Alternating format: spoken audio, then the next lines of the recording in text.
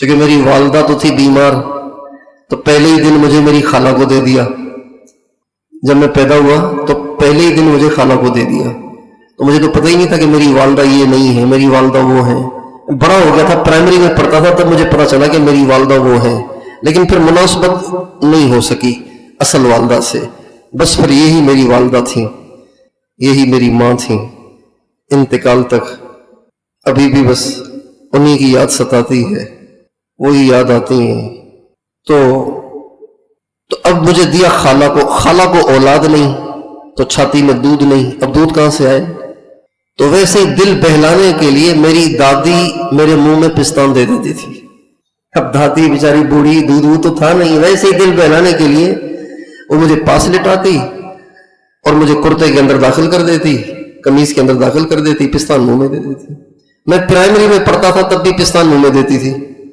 النفس کالطفل، نفس ہے بچے کی طرح سے. آپ اس کو پستان چھڑائیں گے نہیں تو چھوڑے گا نہیں. جوان ہو جائے گا پھر بھی کہے گا میں نے دودھ پینا ہے.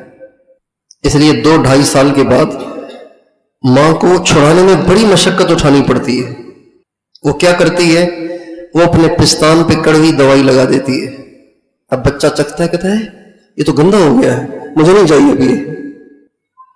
جب دادی نے پستان چھڑوا دیا مجھے تو مجھے چوسنی دے دی. وہ جو چوسنی نہیں ہوتی، بچے چوستے ہیں، اس کو سندھی میں کہتے ہیں چوپڑی، اردو میں کہتے ہیں چوسنی، وہ مجھے دے دی. اب ساری زندگی ماں کا پستان کبھی چوسا ہی نہیں، دودھ پیا ہی نہیں، پیا ہے ڈبے کا یا پتہ نہیں کسی جانور کا، واللہ عالم. تو اب دادی نے چھوڑا دیا. جب میں پرائمری میں پہنچا ہنستے تھے لوگ، میری دادی سے کہتے تھے کہ کیا کر رہا ہے یہ بچہ؟ کہا بس یہ میرا بچہ ہے. پھر انہوں نے مجھے چوسنی دے دی، چوپڑی. اب میں ہائی اسکول جاتا اور چوسنی کو لٹکا کے جاتا. پھر ہائی اسکول سے آ کے کھانا بعد میں، پہلے چوسنی اتار کے اس کو چوستا، پھر اس کے بعد کھانا کھاتا. میں 8ویں جماعت میں پڑھتا تھا. 8ویں جماعت میں تو ایک لڑکے نے مجھے سب کے سامنے تانا دیا، ابے لگ گھسی ہوئی ہے بھائی، میں چوپنی چوسی، فیل ہو گئے اور ابھی تک بھی چوسنی چوستے ہو. میں نے اپنے استاد کو بتایا. میرے استاد تھے سائن نذیر صاحب، ان کے بیٹے بھی شاید یہاں آئے ہوں، شام کو آتے ہیں. انہوں نے اس لڑکے سے کہا، مجھے کہا تم بھی اس سے کہو. میں نے کہا کیا کہوں؟ کہ تم بھی اس سے کہو. تو مجھے مطلب مٹڑ میں نہیں پہنچ گا نہیں نا. جب تم پیشاب کرنے جاتے ہو پھر پاخانہ بھی کرتے ہو کہ نہیں کرتے ہو؟ جاتے ہو ایک کام کے لیے، کرتے ہو دوسرا کام. تو میں نے بھی اس کو یہ کہا. 8ویں جماعت، النفس کالطفل. پھر ایک دن شام کو عصر کی نماز کے بعد کا ٹائم تھا. میرے بابا نے مجھے بٹھایا. برآمدے میں چارپائی رکھی ہوئی تھی، چارپائی کے آخری کونے پہ بابا بھی آ کے بیٹھے، مجھے بھی پاس بٹھایا اور کہا یہ دکھاؤ یہ کیا چوس رہے ہو؟ چوسنی. بابا نے منہ میں ڈالی اور منہ میں ڈال کے جان بوجھ کے الٹی کر لی. اتنی گندی چیز چوستے ہو تم، دیکھو مجھے الٹی ہو گئی ہے. بس اس دن چھوٹ گئی، پھر نہیں چوسی. اللہ ان کی قبر پہ کروڑوں رحمتیں نازل کرے. آج وہ ہوتے تو آپ لوگوں کو دیکھ کے بہت خوش ہوتے. النفس کالطفل، نفس ہے بچے کی طرح. آپ اس کی مانتے رہیں گے تو یہ موٹا ہوتا رہے گا. آپ اس کی مخالفت کریں گے تو یہ چیخے گا تو صحیح لیکن سیدھا ہو جائے گا. تو حضرات صحابہ اپنے نفس کو کس کے رکھتے تھے، جان جان کے اس کی مخالفت کرتے تھے. اور نبی کریم صلی اللہ علیہ وسلم کے سارے مجاہدے، صحابہ کے سارے مجاہدے اور اہل بیت کے سارے مجاہدے، یہ سب کے سب اختیاری تھے، اضطراری نہیں تھے. آپ علیہ السلام اگر چاہتے تو اللہ سے بہت مانگ سکتے تھے، بہت دنیا لے سکتے تھے، بہت مزے والی زندگی گزار سکتے تھے. لیکن نبی کریم صلی اللہ علیہ وسلم نے اپنے صحابہ کو یہ بات سکھا دی تھی کہ دنیا تھوڑی سی ہے، اس میں ہم محنت کر کے اپنی اگلی زندگی بنائیں. غزوہ یرموک میں مسلمان تھوڑے سے تھے، کفار بہت زیادہ تھے. اور یہ جو جنگ ہوئی یہ فیصلہ کن جنگ ہوئی. اللہ تعالیٰ نے اس میں روم کو مغلوب کیا، اسلام کو غالب کیا، اور اس میں سب سے زیادہ جنہوں نے کردار ادا کیا وہ حضرت خالد تھے۔ اسی جنگ میں 3 صحابی جو کہ آپس میں کزن تھے، کزن نہیں تھے، 2 آپس میں کزن تھے، ایک اور تھے، یہ تینوں زخمی ہو کر گرے۔ تو ان میں جو حارث بن ہشام تھے ان کو لگی پیاس، تو انہوں نے کسی سے کہا یار پانی پلاؤ، بہت پیاس لگی ہے۔ کسی نے پانی لا کے دیا، تو اکرمہ نے بھی پانی کو دیکھا، کہا نہیں کہ پانی پلاؤ، دیکھا پانی کو۔ تو ان کے دیکھنے کو ہشام نے دیکھ لیا، حارث نے دیکھ لیا، تو حارث کہنے لگے اکرمہ کو پہلے پلاؤ۔ اکرمہ نے جب پانی ہاتھ میں لیا تو عیاش بن ابی ربیعہ نے پانی کو دیکھا، تو اکرمہ نے کہا پہلے عیاش کو پلاؤ۔ عیاش کے پاس جب پانی آیا تو وہ روئی پرواز کر گئی، واپس اکرمہ کے پاس آئے، وہ بھی جا چکے تھے، واپس حارث بن ہشام کے پاس آئے تو وہ بھی جا چکے تھے۔ اس کو کیا کہیں گے؟ مجاہدہ ہے نا، یہ جان کے ہے نا، یہ ایک گھونٹ پی کے فوراً دے دیتے، کیا حرج تھا اس میں؟ نہیں۔ حضرت علی رضی اللہ تعالیٰ عنہ فرماتے ہیں کہ میں نے اپنے پیارے نبی حضرت محمد صلی اللہ علیہ وسلم کی بیٹی سے جب شادی کی تو ہمارے پاس بستر نہیں تھا، ایک جانور کی کھال تھی، دن کو اس پر جانور کو گھاس ڈال کے کھلایا کرتے تھے اور رات کو اس پہ سو جایا کرتے تھے، ایسی تنگ دستی، اور خادم بھی کوئی نہیں تھا، سارے کام خود کرنے پڑتے تھے۔ اور اللہ کے نبی نے جان کر اپنے اہل بیت کو مجاہدے میں رکھا، جان کر۔ کئی دفعہ آپ کے پاس اتنی وسعت ہوئی کہ اگر آپ چاہتے تو حضرت فاطمہ کو نواز دیتے، لیکن آپ نے ایسے ہی ٹھیک ہو۔ ایک دفعہ حضرت علی نے بھیجا، بہت سارے غلام آئے ہوئے، ایک تم بھی لے آؤ، آسانی ہو جائے گی گھر میں آپ کے لیے، اس لیے کہ چکی چلانا، پانی بھر کے لانا، گھر کی صفائی کرنا، بچوں کو سنبھالنا آسان کام ہوتا ہے؟ صرف بچوں کو سنبھالنے کے لیے مستقل ایک آدمی چاہیے۔ حضرت اما فاطمہ آئی تو صحیح حضرت علی کے پریشر پہ، لیکن کھڑے کھڑے واپس آ گئی، کہیں ہی نہیں سکی۔ پھر حضور تشریف لائے، وہ کہا بیٹی آپ آئی تھیں، پھر کوئی بات ہی نہیں کی، آپ نے بولی نہیں، آپ کو خاص بات تھی، کوئی مسئلہ تھا کیا؟ پھر بھی نہیں بولی۔ حضرت علی نے کہا یا رسول اللہ میں نے بھیجا تھا۔ کیوں؟ یہ دیکھیں نا اب ان کے کپڑوں کا کیا حال ہے، ان کے ہاتھوں کو دیکھیں، ان کے ہاتھوں کا کیا حال ہو گیا ہے، چھالے پڑ گئے ہیں۔ میں نے کہا اتنے سارے غلام آئے ہوئے، ایک خادم مل جائے گا تو گھر کے کام کاج میں آسانی ہو جائے گی۔ آپ نے فرمایا کیا میں تمہیں خادم سے بہتر چیز نہ بتاؤں؟ کیا بتائیے؟ فرمایا سونے سے پہلے 33 دفعہ سبحان اللہ، 33 دفعہ الحمدللہ، 34 دفعہ اللہ اکبر پڑھ لیا کرو، یہ تمہارے لیے نوکر ملازم خادم سے زیادہ بہتر ہے۔ یہ نہیں فرمایا ایک نہیں 10 بیٹی، آپ کے لیے تو سر بھی حاضر ہے۔ مجاہدہ، اور آپ کی دعا تھی اللہم اجعل رزق آل محمد قوتا، اے اللہ محمد کے اہل بیت کی روزی کو اتنا کرنا، اتنا رکھنا کہ بس یہ جی سکیں، اس سے زیادہ نہیں۔ قوت اتنی روزی کو کہتے ہیں جس سے انسان جی سکے، اس سے زیادہ نہیں۔ بہت واقعات ہیں، کیا کیا آدمی گھر میں تشریف لائے۔ عمران بن حسین آپ کے ساتھ تھے، پتہ چلا کہ بیٹی زیادہ بیمار ہے، عیادت کے لیے تشریف لائے، تو آواز دی کہ پردہ کر لو، میں اندر آ جاؤں، اس کو باہر کھڑا کروں اچھا نہیں، اس کو ایک طرف بٹھا دوں گا، آپ سے مل لوں گا۔ تو فرمایا چہرے کو ڈھانک لینا، پردہ کر لینا۔ کہا ابو کپڑا ہی نہیں۔ آپ نے اپنے کندھے سے چادر اتار کے دی، حضرت اما فاطمہ نے چہرے کو چھپایا۔ عمران بن حسین ایک طرف جا کے بیٹھ گئے۔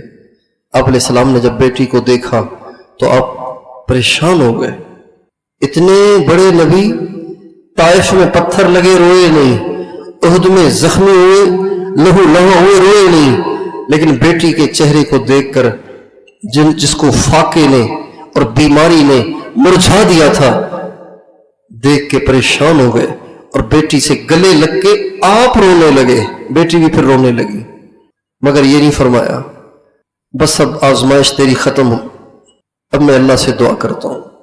جیسے مولانا الیاس صاحب نے، میں نے واقعہ سنایا نا پرسوں، مولانا الیاس صاحب نے کمرے سے نکل کے فرمایا اب یہاں فاقہ نہیں آئے گا. تو آپ نے یہ نہیں فرمایا بس اب آخری قربانی تھی اب نہیں آئے گا. آپ نے تسلی دیتے ہوئے فرمایا اما ترضین ان تکونی سیدۃ النساء اہل الجنہ، میری بیٹی فاطمہ کیا تو اس بات پہ راضی نہیں ہے کہ جنت کی ساری عورتوں کی سردارن تو ہو؟ ایک دفعہ آپ گھر سے مسجد تشریف آئے تو ابو بکر اور عمر رضی اللہ عنہما پہلے سے بیٹھے ہوئے تھے اور گرمی کا موسم، دوپہر کا وقت. آپ نے فرمایا اس وقت کیا کر رہے ہو یہاں پہ؟ کیلولے کا وقت ہے، کیلولے کا وقت ہے. کیلولہ کرنا سنت ہے، کیلولہ کرنا چاہیے، دوپہر کو آرام کرنا چاہیے. امام ربانی مجدد الف ثانی رحمۃ اللہ علیہ فرماتے ہیں کہ 1000 سال کی نفلی عبادت سے بہتر ہے دوپہر کو تھوڑی دیر کے لیے سنت کی نیت سے سو جانا. 1000 سال کی نفلی عبادت سے بہتر ہے یہ، چونکہ وہ نفلی ہے، یہ سنت ہے. آج یہ سنت مٹ گئی ہے. اس کا نقصان کیا ہے؟ اس کا نقصان یہ ہے کہ لوگ نفسیاتی مریض ہوئے چلے جا رہے ہیں.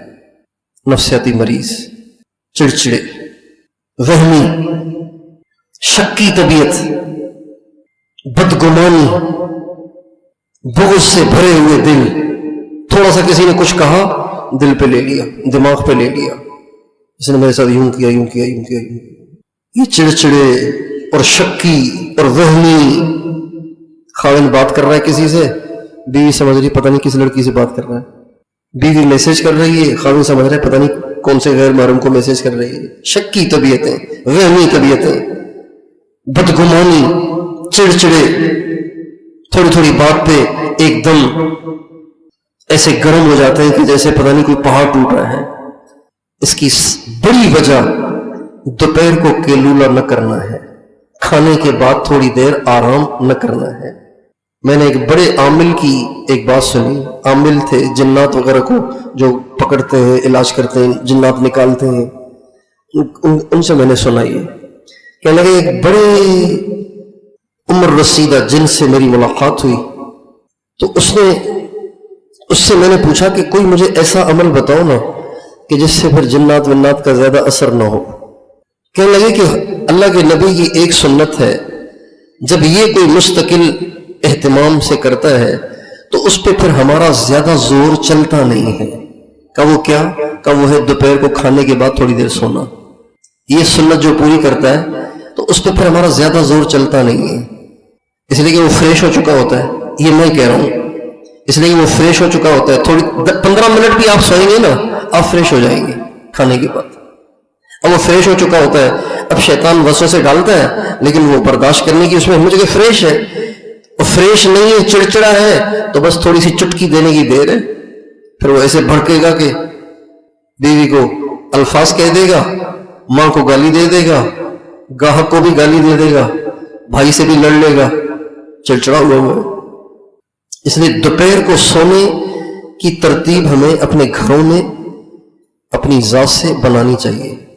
دکاندار کہتے ہیں ہماری دکان کھلتی ہے 11 بجے، یا پھر آ کے 2 بجے سوئیں تو سمجھ میں نہیں آتا. بھائی سنت سمجھ کے سو نا، 15 منٹ سو جاؤ، دکان پہ ہی سو جاؤ، شٹر نیچے کرو، بتی بند کر دو، 15 منٹ سو جاؤ. کون سی قیامت آ جائے گی؟ اللہ کے نبی کی سنت کو زندہ کرو گے تو کون سی، اور تمہارے اپنے فائدے کے لیے اس سنت کو ہم زندہ کرنے کی نیت کریں. ٹھیک ہے انشاءاللہ.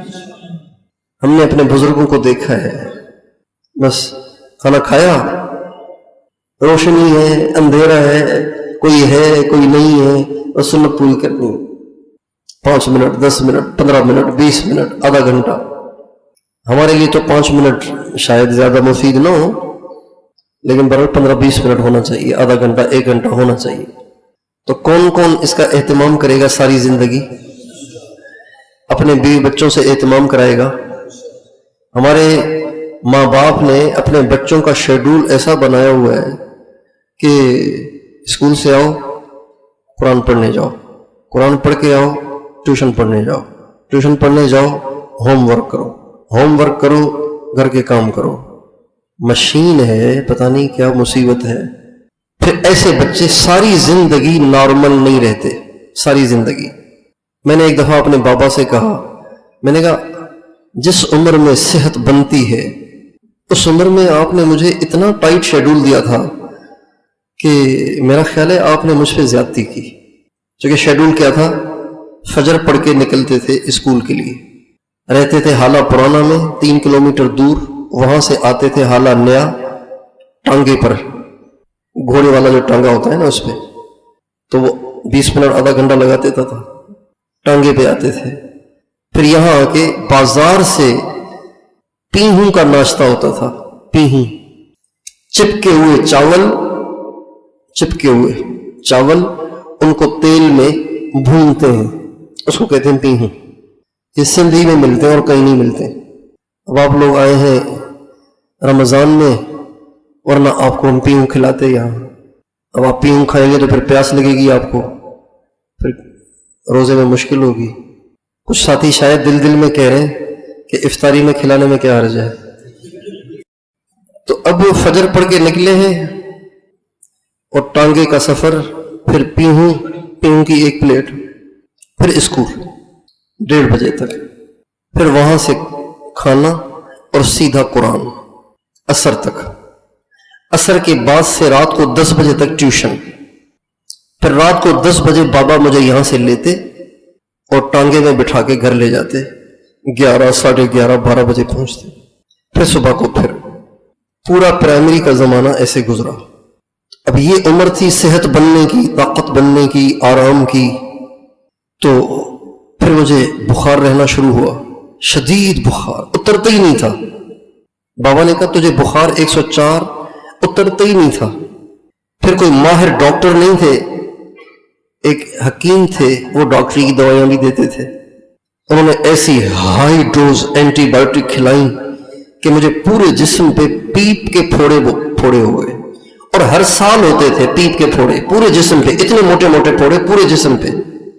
اب 11 بجے آتے تھے تو پھر مجھے نیند نہیں آتی تھی، سارے دن کا تھکا ہوا، نیند نہیں آتی تھی. پھر 5 سال اس طرح سے گزرے تو صحت گرنا شروع. تو اس لیے ہم اپنے بچوں کا شیڈول ایسا رکھیں کہ جس میں آرام زیادہ ہو. ایک چھوٹے بچے کو 12 گھنٹے نیند چاہیے ہوتی ہے. کتنے گھنٹے نیند چاہیے ہوتی ہے؟ کم از کم 11 یا 10 گھنٹے تو ضرور چاہیے ہوتی ہے. اب میرا نواسا ہے چھوٹا ابو بکر، اس کے ابا نے اس پہ ذرا کس کے ہاتھ رکھا، فجر میں بھی اٹھا رہے ہیں، تہجد میں بھی اٹھا رہے ہیں، اور پھر سارا دن چل سو چل. اور بیچارہ اتنا سا ہے، اب اس کو سر میں درد رہنا شروع ہو گیا ہے. اور میں اس وقت چیختا تھا کہ بھائی یہ ٹھیک نہیں ہے. ابھی میں نے اس کو بھیجا ڈاکٹر کے پاس، ابھی بھی سر میں، کل سر درد کی، اسے الٹیاں کی اسے بہت، ابھی بھی سر میں. اب 7-8 سال کے بچے کو سر میں درد کیسے ہوا؟ نہیں ہوتا اس کو سر میں درد. اس لیے ہم اپنے بچوں کے لیے کیلولے کا انتظام ضرور کریں، اپنی بیویوں کے لیے اور اپنی ذات کے لیے بھی. ملازم ہیں، دکاندار ہیں، طالب علم ہیں، عالم ہیں، جو بھی ہیں، کیلولہ ضرور کریں. کریں گے کیلولہ؟ کریں گے کیلولہ؟ پابندی سے کیا کریں گے نا. ہاں. اور اپنی نیند کا خیال رکھیں، کبھی بھی نیند کا مجاہدہ نہ کریں. نیند کا مجاہدہ کبھی بھی نہ کریں. ایک عام آدمی کے لیے 7 7.5 گھنٹے سونا ضروری ہے. کتنے گھنٹے؟ یا 7 یا 7.5 گھنٹے ہو تو سب سے اچھا. 8 ہو تو پھر تو کیا ہی بات ہے، ایسا فریش رہیں گے آپ، کچھ نہ پوچھو، سارے کام آپ کے ٹھیک ہوں گے. نماز میں بھی دھیان جمے گا، ذکر میں بھی مزہ آئے گا، مراقبے میں بھی دل لگے گا. اب یہاں آئے دن ہر آدمی کہتا ہے کہ جی مراقبے میں بیٹھتا ہوں نیند آ جاتی ہے. بھائی نیند پوری نہیں ہوگی تو پھر آئے گی نا. مراقبے میں ہوتی ہے یکسوئی سے نیند آئے گی. نیند پوری کریں. حضرت گنگوئی سے کسی نے کہا کہ جی ذکر کے لیے بیٹھتا ہوں تو نیند آ جاتی ہے، کوئی وظیفہ بتائیں نیند نہ آئے. تو میں اس کا وظیفہ یہ کہ تکیہ رکھ کے سو جاؤ. بھائی نیند پوری کریں، 7.5 گھنٹے نیند ضرور پوری کریں، ورنہ پھر میرے والا حال ہوگا. سونا بھی چاہیں گے تو نہیں آئے گی، آئے گی تو فریش نہیں ہوں گے اور دماغ کمزور ہوتا چلا جائے گا. میں نے ساری زندگی کبھی کتاب سامنے رکھ کے بیان نہیں کیا، کوئی کاغذ سامنے رکھ کے بیان نہیں کیا، دماغی کام نہیں کرتا، کیا کریں؟ اپنے قریبی ساتھیوں کا کوئی بات آتی ہے تو میں نام سوچتا رہتا ہوں، پتہ نہیں کیا نام ہے اس کا، عاشق کا نام بعض دفعہ بھول جاتا ہوں۔ نیند کا کبھی مجاہدہ نہیں کرنا، مجاہدہ کریں کیا؟ اعمال کی پابندی کریں، دل نہیں چاہ رہا گھسیٹ کے اپنے آپ کو بٹھائیں۔ یاد میں تیری سب کو بھلا دوں، کوئی نہ مجھ کو یاد رہے، یاد میں تیری سب کو بھلا دوں، کوئی نہ مجھ کو یاد رہے، تجھ پہ سب گھر بار لٹا دوں، خانہ دل آباد رہے، نظروں سے اپنی سب کو گرا دوں، تجھ سے فقط فریاد رہے۔ دل چاہے نہ چاہے بیٹھ جائیں، مجاہدہ کریں۔ کیا ابھی آدھی روٹی کی گنجائش ہے، ہاتھ کھینچ لیں، یہ مجاہدہ ہے۔ یہ نہیں کہ کھانا ہی چھوڑ دیں، ایسے نا فجر کی نماز پھر کپڑے اتار کے پڑھ رہے ہیں، یہ مجاہدہ ہے۔ دائیں بائیں لڑکیاں ہیں، ان کی آوازیں دل کو کھینچ رہی ہیں، آپ نظر جھکا کے رکھیں، یہ مجاہدہ ہے۔ ایک وقت میں ایک قسم کا کھانا کھائیں، یہ مجاہدہ ہے۔ بیٹے کی شادی ہے، اب دل کرتا ہے کہ حال بھی بک کراؤں، کوئی گانا بجانا بھی ہو، خوب دعوتیں ہوں، لاکھوں روپے لگاؤں، نہیں، مسجد میں نکاح پڑھنا ہے، محلے کے ساتھیوں کو 10-15 کو جمع کر کے ان کو روٹی کھلانی، بس دنیا نے جو کہنا ہے کہے، یہ مجاہدہ ہے، یہ مجاہدہ ہے۔ کسی پہ دل آ گیا ہے اور نفس کہہ رہا ہے اسی سے شادی کرنی ہے، کون نہیں کرنی، اس کے ماں باپ خود بھی آئے نا پھر بھی نہیں کرنی، میں نے تو اپنی کزن سے کرنی ہے، جس کا باپ بھی نہیں ہے ماں بھی نہیں ہے، شکل و صورت کی بھی سیدھی سادی ہے، غریب ہے، یتیم ہے، نوکری بھی نہیں کرتی، پڑھی لکھی بھی نہیں ہے، بس نمازی ہے، پرہیزگار ہے، گھر کی سوگڑ ہے، میں نے تو اس سے کرنی ہے شادی، نفس نہیں مان رہا، میں نے تو اس سے کرنی ہے، یہ مجاہدہ ہے۔ ایک بہت بڑے راہب تھے، راہب، تو وہ لوگوں کو اپنی کرامتیں دکھا کے گمراہ کر رہے تھے۔ جب انسان نفس کی خلاف ورزی شروع کرتا ہے تو اللہ تعالیٰ اس کو صاحب کرامت بنا دیتے ہیں۔ یہ اگر ہندو بھی کرے گا نا تو اس کے لیے بھی کرامتیں ظاہر ہوں گی، لیکن اس کو کرامت نہیں کہیں گے، اس کو شوبدہ کہیں گے۔ بزرگ کے ہاتھ سے ہوگی تو کرامت، نبی کے ہاتھ سے ہوگی تو معجزہ کہیں گے۔ جیسے ہماری عبادت گاہ کو مسجد کہیں گے، ان کی عبادت گاہ کو عیسائیوں کی گرجا کہیں گے، ہندوؤں کی کو مندر کہیں گے، اسی طرح سے۔ تو ایک بزرگ کو پتہ چلا، ان کا میں جا کے اس سے مناظرہ کرتا ہوں، بات کرتا ہوں، اس سے دروازہ کھٹکھٹایا تو چونکہ اس کو مجاہدے کر کر کے کشف ہو گیا تھا، کہنے لگا کیا کرو گے مجھ سے مناظرہ کر کے، اندر ہی سے۔ ارے پھر دروازہ کھولا تو انہوں نے کہا یہ تجھے کیسے حاصل ہوئی چیز، تو نے مجھے دیکھا ہی نہیں اور تو نے اندر سے کہہ دیا کہ کیا کرو گے مناظرہ کر کے؟ کہ نفس کی مخالفت کی وجہ سے۔ کہ تمہارا نفس مسلمان ہونا چاہتا ہے؟ کہ نہیں۔ کہ پھر ہو جاؤ، اب یہ پریشان ہو گیا، اب اگر نفس کی مخالفت نہیں کرتا ہوں تو یہ سب کچھ ضائع ہو جائے گا، چونکہ ہے ہی مخالفت کی وجہ سے۔ چنانچہ وہ کلمہ پڑھ کے مسلمان ہو گیا۔ یہ نفس کی مخالفت ہے، پسند پسند پسند پسند پسند پسند، love marriage love marriage love marriage, دعا کریں بس فلاں جگہ میری شادی ہو جائے، میں بھی مر جاؤں گا وہ بھی مر جائے گی۔ مجھے کہتے ہیں، میں کہتا ہوں وہ بھی نہیں مرے گا تم بھی نہیں مرو گے، یہ پیشن گوئی لکھوا لو میرے سے، تم دوسری جگہ رشتہ کر لو، اگر مر جائے تو میرے اوپر FIR کٹوانا۔ نہیں مرتی، نہ یہ مرتا ہے نہ وہ مرتی ہے، چونکہ مرنے کا وقت مقرر ہے، کوئی کسی کے لیے نہیں مرتا۔ صحابہ حضور کی وجہ سے نہیں مرے تو آپ کو عشق اس سے زیادہ ہے کیا؟ लैला नहीं मरी मजनू की वजह से, मजनू नहीं मरा लैला की वजह से, हीर नहीं मरी रांझा की वजह से, रांझा नहीं मरा हीर की वजह से। हजरत गौस बहाउद्दीन ज़करिया रहमतुल्लाह अलैह एक दफा नमाज पढ़ रहे थे तो हीर उनके सामने से गुजर गई। ये हीर उनके जमाने की है, हीर उनके सामने से गुजर गई। हीर समझते नहीं समझते, जैसे हमारे यहाँ सस्सी पुन्नू है ना सिंध में, पंजाब में हीर रांझा है, तो हीर गुजर गई सामने से। तो हजरत गौस बहाउद्दीन ज़करिया रहमतुल्लाह अलैह ने सलाम फेर के कहा, बीबी नमाजी के सामने से नहीं गुजरते, गुनाह है। कहा ओहो अजीब नमाज है, मैं रांझा की मोहब्बत में ऐसी मगन थी कि मुझे एहसास ही नहीं हुआ कि मैं नमाजी के सामने से गुजर रही हूँ, और आप जमीन आसमान के खालिक और मालिक की मोहब्बत के दावेदार हैं और आपको पता चल रहा है कि कोई सामने से गुजर रहा है। तो हजरत ने कहा वाकई मुझसे गलती हुई, मैं तौबा करता हूँ और मैं तुम्हें दुआ देता हूँ कि अल्लाह ताला तुम्हें अपनी सच्ची आशिका बना दे और तुम्हें दुनिया से काट दे। कहा नहीं नहीं नहीं नहीं, ये दुआ न करना, मैं रांझा को नहीं छोड़ना चाहती। नहीं करवाई उसने दुआ। तो ये नफ्स की मुखालफत है कि नफ्स जब ऐसे तकाजे करे आप कहें नहीं करना।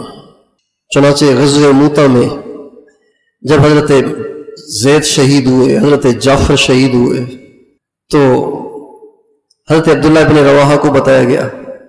हजरत अब्दुल्लाह इब्न रवाहा को उस वक्त उनके चचाजाद भाई ने आके एक गोश्त की बोटी दी थी, गोश्त की बोटी, कि आपने 3 दिन से कुछ नहीं खाया, कुछ तो खाओ, कमर तो सीधी कर लो, लड़ना है तुमने। उन्होंने ले ली।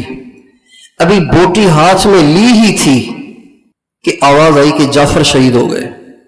तो वो जो बोटी 3 दिन के बाद मिली थी उसको फेंक दिया, खाया नहीं, फेंक दिया और अपने आप को कोसने लग गए। जाफर शहीद हो गया और तुझे दुनिया से ही फुर्सत नहीं है, अभी तक तो दुनिया में फंसा हुआ है। जाफर शहीद हो गए और तुझे पेट की लगी हुई है। ये कहकर आगे बढ़े। जब आगे बढ़े तो भूख इतनी थी कि चला ही नहीं जा रहा था, और धूप भी गर्मी भी ऐसी कि जैसे आग बरस रही हो। जब तरद्दुद सा हुआ तो अपने आप से कहने लगे, अपने नफ्स से कहने लगे, अक़समतु या नफ्स लतंज़िलिन्न लतंज़िलिन्न औ लतुकरहन्न माली अराके तकरहीनल जन्नह। ए नफ्स, मैं कसम खाता हूं तुझे उतरना होगा, खुशी से उतर या नागवारी से उतर। तुझे क्या हो गया है कि इतने अरसे से तू मजे की जिंदगी गुजार रहा है और आज अल्लाह के नाम पे जान देने का वक्त आया है तो तू तरद्दुद में मुब्तला है। तुझे क्या हो गया है कि तुझे जन्नत भी पसंद नहीं है। ये कहकर अपने आप को घसीटा और मजमे में घुसे और आखिर शहीद हो गए। इसको कहते हैं नफ्स की मुखालफत और मुजाहदा। तो अल्लाह ताला के कुर्ब के दर्जात में से चौथा दर्जा क्या है? नफ्स की मुखालफत, मुजाहदा, अपने आप को मशक्कत में रखना। लेकिन मशक्कत में खाने और सोने, इन दोनों मशक्कतों को इख्तियार करने के लिए रहबर की रहबरी जरूरी है, उसके बगैर नहीं। बाकी मशक्कतें आप झेलते रहें। दिल केले खाने को कह रहा है ना खाएं, माल्टे खाने को कह रहा है ना खाएं, ये मुजाहदा आपका इख्तियार, ये बेशक करें। लेकिन खाने और सोने में मुजाहदा कितना करना है और कैसे इसको घटाना है, कैसे इसमें नफ्स की मुखालफत करनी है, इसके बारे में मशवरा जरूरी है, बगैर मशवरे के नहीं। तो मशवरा ये है कि 7.5 घंटे जरूर सोएं, रात को जल्दी सोएं, तहज्जुद में जरूर उठें। ये तहज्जुद में उठना मुजाहदा है। और आज के जमाने में दोपहर को सोना मुजाहदा है। सुबह न सोएं, फजर के बाद न सोएं, दोपहर को थोड़ी देर सोएं। जब आप फजर के बाद नहीं सोएंगे ना तो फिर आपको कहना नहीं पड़ेगा, आपका दिल करेगा यार मैं थोड़ा सा लेटना चाहता हूं भाई, तबीयत खराब हो रही है। अब 11 बजे तक सोए रहे हैं तो कैसे दिल करेगा सोने को? ये मुजाहदा है। फजर के बाद न सोए, दोपहर को लेट जाए, चाहे दुकान थोड़ी देर बंद करनी पड़े, चाहे मुलाजिम को बिठाना पड़े, कुछ भी करना पड़े। और खाने की गुंजाइश है 2 रोटियों की तो 1.5 रोटी के बाद हाथ खींच लें, पौनी 2 रोटी के बाद हाथ खींच लें। इस दर्जे का मुजाहदा सब कर सकते हैं, इससे ज्यादा नहीं। उसके अलावा अपने आप को अल्लाह का काम करते हुए थका देना। हमारे हाई साहब जब, अब ये तो थी हुजूर और सहाबा के मुजाहिदे, अब मेरे बुजुर्गों के मुजाहिदे भी सुनने, 3:45 हो गए। मेरा इरादा था कि आपको 2:45 बजे छोड़ देंगे। हमारे हज़रत हाई साहब जब तशरीफ लाते थे ना बिस्तर पर, तो बिस्तर पे बैठ के नहीं लेटते थे, यूं आके गिरते थे। एक दफा ये आजिज बैठा हुआ था कमरे में, तो हाई साहब फारिग होके तशरीफ लाए और आके बिस्तर पे धूम से गिर गए और लेटते कहने लगे, भाई काम करने वालों के मसाइल का हल तो काम को बढ़ाने में है। अगर आपको कोई मसला दरपेश है, किसी मुश्किल में गिरफ्तार है, तो दीन का काम छोड़ के उस मुश्किल को हल मत करें, दीन का काम बढ़ा दें, तो अल्लाह आपकी मुश्किल को आसान करेगा। ये मतलब था। एक दफा मौलाना जमशेद साहब इसी तरह थके चूर चेहरा बता रहा था, नमाज के लिए, नमाज से पहले तशरीफ लाए, अभी 15-20 मिनट नमाज में थे, तो मैंने कहा जी नमाज में भी 15-20 मिनट हैं, थोड़ा सा आराम कर लें। तो यूं देख के फरमाने लगे, तुम्हें मालूम नहीं तबलीग वाले कब्र में आराम करेंगे, यहाँ नहीं करेंगे, कब्र में करेंगे। ये आजिज हैदराबाद में था, तो हाई साहब ने फरमाया कि मस्जिद वार काम, मस्जिदों में जमाओ। कुछ दिन गुजरे तो हाई साहब फरमाने लगे, भाई मैंने अब्दुल्ला से कहा था मस्जिद में काम जमाने को, चलो चल के मस्जिद का काम देखें। चनाचे रायविंड से कुछ साथी लेके हाई साहब अचानक पहुंच गए हैदराबाद। पता चला स्टेशन पे लेने गए और पहुंचे थे रात को 12 बजे। कब पहुंचे थे? स्टेशन से लेके आए 12:30-1 बजे पहुंचे मस्जिद में। थोड़ा लगे करीब करीब आ जाओ, बात शुरू कर दी। कुछ 3:30-4 बजे छोड़ा। हम तो गिर रहे थे बिल्कुल। हमने कहा फजर की बात तो फिर सो जाएंगे। फजर की नमाज पढ़ के खुद ही मिंबर पे बैठ गए। मेरे भाई बुजुर्गों दोस्त, फिर यार क्या कहां फंस गए भाई, अजीब मेहमान आए। बहरहाल बयान के बाद नाश्ते का इंतजाम था। मिंबर से उतर के जाके गाड़ी में बैठ गए, चलो नाश्ता, चलो। सारे बैठ गए, मैं मोटरसाइकिल पे भाग भाग भाग। ये बात थी काली मोरी की। अब चल पड़े लतीफाबाद, वहां पे भी मस्जिद और काम की तरतीब बनी हुई थी, चलो वहां पे चले। वहां पहुंचे, अब बैठे बात करने के लिए तो गिर रहे हैं नींद से। तो मुझे फरमाने लगे थोड़ी सी तुम बात करो, थोड़ी सी मैंने बात की, दुआ करो। दुआ हुई, चलो जल्दी से जाके चप्पल पहन के गाड़ी में बैठ गए। अजी खाना इन्होंने तैयार किया था, गाड़ी में रख दो, चल चल चल चल चल चल चल। ये उनकी पूरी जिंदगी थी, काम और काम और बस काम। मौलाना जमशेद साहब को हाई साहब भेजते थे मुज़ाकरों के लिए इधर उधर, तो 2 बजे निकलते, कभी खानेवाल, कभी साहिवाल, कभी कोटद्दू, कभी मुल्तान, कभी फैसलाबाद, कभी चकलेला एक इलाका था, गालिबन चकलेला नाम है उसका। उनके साथ 2 साथी, भाई अल्लाह देता साहब, भाई नईम साहब, ये 3 आदमी की जमात। बुकिंग वुकिंग कुछ भी नहीं, टिफिन दे देता मैं पकड़, उसमें शरीर बना के दे देता, जा रहे हैं। बुकिंग कभी नहीं कराते थे। ट्रेन में चढ़ जाते, खड़े रहते थे, किसी को रहम आ जाता, बड़े मियाँ खड़े हुए तो बिठा देता, कोई जानने वाला मिल जाता, अरे मौलाना जमशेद साहब, हजरत आप बैठे, में खड़ा हो जाता हूँ। इस तरह से रात को 1 बजे 1:30 बजे फारिग हुए तो कहते चलो जी हजरत आराम कर ले, सुबह चलेंगे, काम खत्म हो गया, फिर यहाँ क्या करना है, काम खत्म हो गया, अब यहाँ क्या करना है, चलो जी। अब रात को कभी 4 बजे पहुंच रहे हैं, कभी 4:30 बजे पहुंच रहे हैं, कभी 5 बजे पहुंच रहे हैं रायगढ़। और फजर के बाद बुखारी लेके बैठ गए, जलालैन लेके बैठ गए और पढ़ाना शुरू कर दी। ये एक दिन नहीं, साल हा साल। कैसे कैसे? हर तमन्ना दिल से रुखसत हो गई, अब तो आजा, अब तो खलवत हो गई। اس شعر کا مصداق یہ دونوں بزرگ تھے، حاجی صاحب مولانا جمشید صاحب۔ ڈاکٹروں نے سفر سے منع کر دیا، 12 دن وینٹیلیٹر پر رہے، اللہ نے نئی زندگی دی۔ ڈاکٹروں نے سفر سے منع کر دیا، بنگلہ دیش کا اجتماع آیا، سارے ڈاکٹروں نے مل کے فیصلہ کیا نہیں جانا چاہیے، بزرگوں نے کہا نہیں مانے، شورا کی جماعت بنی حاجی صاحب سے بات کرنے کے لیے، انہوں نے بات کی کہ جی آپ نہیں جا سکتے۔ میں کیوں؟ مر جاؤں گا نا، یہی تو چاہتا ہوں۔ نکل جائے دم تیرے قدموں کے نیچے، یہی دل کی حسرت یہی آرزو ہے۔ یہ شعر ہر وقت ان کے دل میں موجزن رہتا تھا، وہ ہر وقت اس شعر کی زندہ تصویر نظر آتے تھے۔ مولانا جمشید صاحب کو شدید بخار اور جا رہے ہیں بیان کرنے کے لیے مستورات میں، سیڑھی سے اتر رہے ہیں آہستہ آہستہ، راستے میں حاجی صاحب مل گئے۔ ہاں بھی کہاں جا رہے ہو؟ یہ بیان ہے۔ تمہیں بخار نہیں ہے؟ جاؤ جا کے آرام کرو، میں بیان کروں گا۔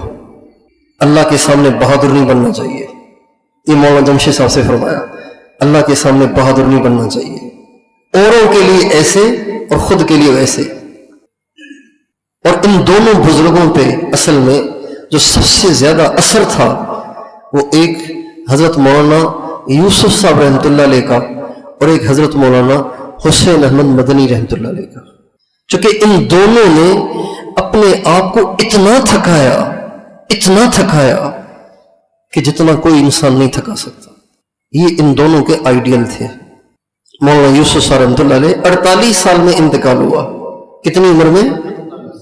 زہر دیا گیا تھا، جادو کھلایا گیا تھا تو پیٹ سے خون آ گیا، اور بیان کر رہے تھے اور 1.5-2 کلو خون نیچے بھر گیا تھا، بیان نہیں چھوڑا، بیان کر رہے تھے اور 1.5-2 کلو خون نیچے بھر گیا تھا۔ جب انتقال ہوا اور ان کے جسم خاکی کو لاہور سے نظام الدین لایا گیا تو والدہ ابھی حیات تھی، 48 سال عمر، ساری داڑھی کالی تھی مولانا یوسف صاحب کی۔ جب ان کی لاش پہ والدہ آئیں تو کہا یوسف اب آرام سے سو جا، بہت تھکایا، اب تجھے کوئی نہیں جگائے گا، اب آرام سے سو جا۔ ہمارے حضرت جی فرماتے ہیں اللہ کا کام کرتے کرتے اگر تھک جاؤ تو اللہ کا شکر ادا کرو، اس لیے کہ دنیا کے لیے ساری دنیا تھک رہی ہے، اللہ کا کام کرتے کرتے اگر تھکو تو اللہ کا شکر ادا کرو۔ تو مجاہدہ کریں گے۔ مولانا جمشید صاحب باہر ملک کے سفر پہ جا رہے تھے تو لاٹھی سفر میں ساتھ رکھتے تھے۔ مولانا جمشید صاحب لاٹھی، حاجی صاحب نہیں رکھتے تھے، آخری عمر میں رکھتے تھے، تھوڑا سا عرصہ پھر ویل چیئر پہ آ گئے تھے۔ مولانا جمشید صاحب سفر میں لاٹھی ساتھ رکھتے تھے۔ تو لاٹھیاں کئی قسم کی تھیں، ایک لوہے اسٹیل کی تھی، ایک لکڑی کی خوبصورت تھی، ایک بالکل سیدھی سادی دیہاتی ٹائپ تھی۔ جب نکلنے لگے تو وہ دیہاتی اٹھا لی، میں نے کہا حضرت یہ والی لے لیں، یہ ذرا باہر ملک جا رہے ہیں، یہ اچھی رہی۔ کہ نہیں یہ ٹھیک ہے۔ آئے عشاق گئے وعدہ فردا لے کر، اب انہیں ڈھونڈ چراغ رخ زیبا لے کر۔ کہاں سے آئیں گے؟ اب مائیں بانجھ ہو گئیں، گودوں میں ڈانسر اور سنگر پیدا ہونے لگ گئے، کہاں سے آئیں گے ایسے لوگ؟ اب امام مہدی آئیں تاکہ ان کی صحبت سے کوئی ایسے لوگ تیار ہوں۔ تو بھئی مجاہدہ کریں گے، نفس کی اطاعت کریں گے کہ خلاف ورزی کریں گے؟ پکی بات ہے۔